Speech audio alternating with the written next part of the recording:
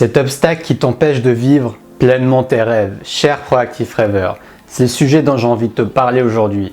Aujourd'hui, j'aimerais te parler de cet obstacle qui t'empêche de pleinement te donner à ta vraie passion, qui t'empêche de pleinement te donner à tes vraies ambitions. Tu te freines, tu te ralentis. Je dirais même que tu te bloques toi-même quand tu fais face à cet obstacle. Cet obstacle, c'est tout simplement la haine de soi. Donc, allons voir ça ensemble. Maintenant, si tu me découvres, bienvenue sur cette chaîne Destination Soi-même. Je m'appelle Taha Mouline et mon but, c'est de t'accompagner à te connecter à ta flamme intérieure et à partager avec les autres à travers ta mission de vie. Donc, si ça t'intéresse, si tu as envie de faire exploser ta créativité et pouvoir mieux la partager avec les autres, n'hésite pas à me contacter pour un accompagnement et également à t'abonner, à liker cette chaîne YouTube en sonnant la petite cloche.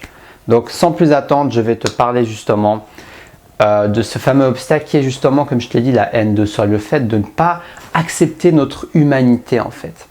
Le fait de rejeter tellement de parties de nous-mêmes qu'on finit par ne même plus savoir qui nous sommes parce que nous nous sentons comme vides à l'intérieur. Et ce vide intérieur se reflète à l'extérieur. Dès le moment où tu verras quelqu'un qui va se comporter d'une manière qui te rappelle cette partie que tu rejettes de toi-même, eh ben, tu vas la projeter sur l'autre et tu vas rejeter aussi cette personne. Tu vas dire que cette personne est mauvaise. Tu vas dire que cette personne fait n'importe quoi de sa vie. Tu vas dire que cette personne est ceci et cela.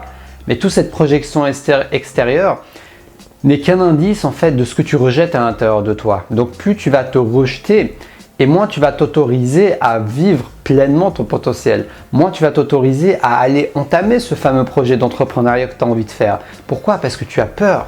Tu as peur de ressentir un sentiment d'échec, un sentiment de jugement que tu portes à autrui, que tu portes à toi-même et que tu risquerais de te porter à toi-même si jamais ça ne se passe pas comme tu l'espères.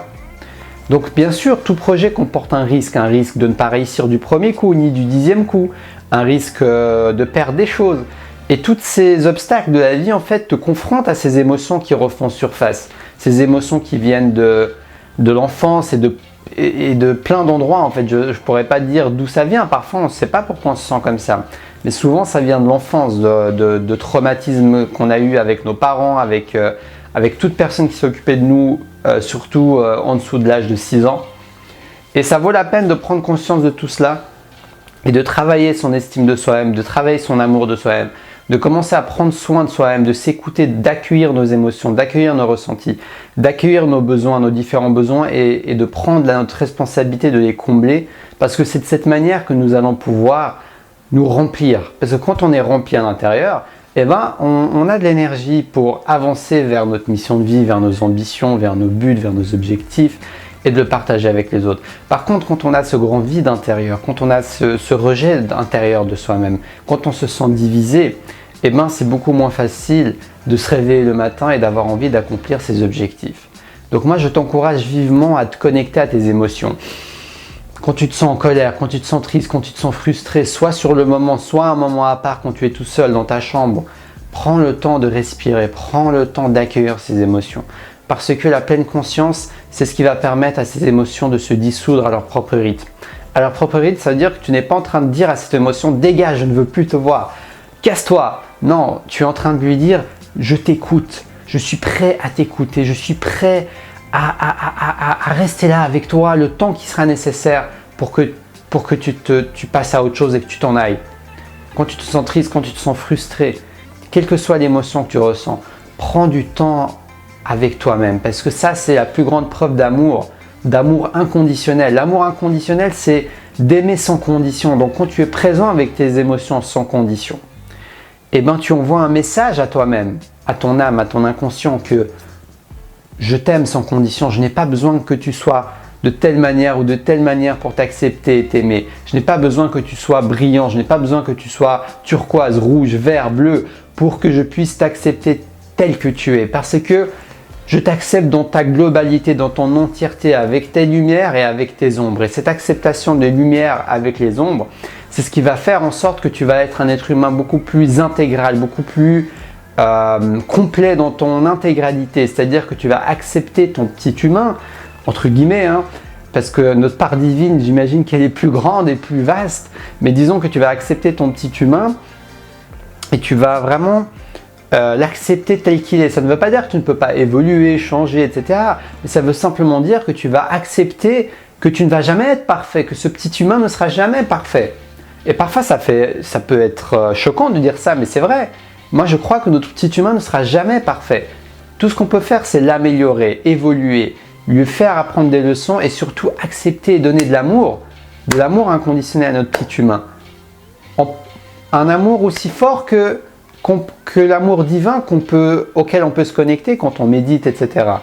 De cette manière, on peut aussi se donner l'amour à notre petit humain. Entre guillemets, petit, il est grand, mais c'est ma manière de parler. Mais en tout cas, accepter aussi ses imperfections. Accepter aussi que parfois, on va s'énerver, parfois on va reporter au lendemain nos projets, que parfois on va crier, parfois on va être égoïste et s'en foutre de l'autre, mais totalement.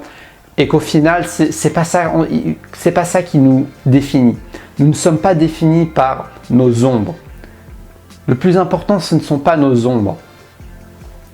Le plus important, c'est est-ce qu'on va s'y attacher, s'y identifier, et est-ce qu'on va juste se focaliser sur ça, ou est-ce qu'on va aussi nous voir dans notre globalité, voir qu'on a aussi des lumières, voir qu'on a aussi plein de qualités, voir qu'on a aussi plein de cadeaux à offrir au monde, et voir aussi qu'on a des petites ombres en nous, et que ça fait partie du jeu, et que notre rôle, c'est simplement de mettre la lumière dessus. Notre rôle, c'est pas de nous en débarrasser. Notre rôle, c'est pas de prendre l'aspirateur et de tout aspirer. C'est bon, ça y est, il n'y a plus rien, maintenant je suis parfait.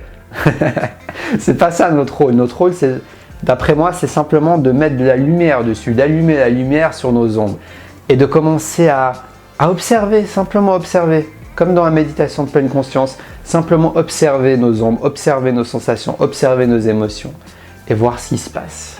Ok? La respiration, ça aide beaucoup, comme je te dis, accepter nos émotions, prendre du temps de les accueillir.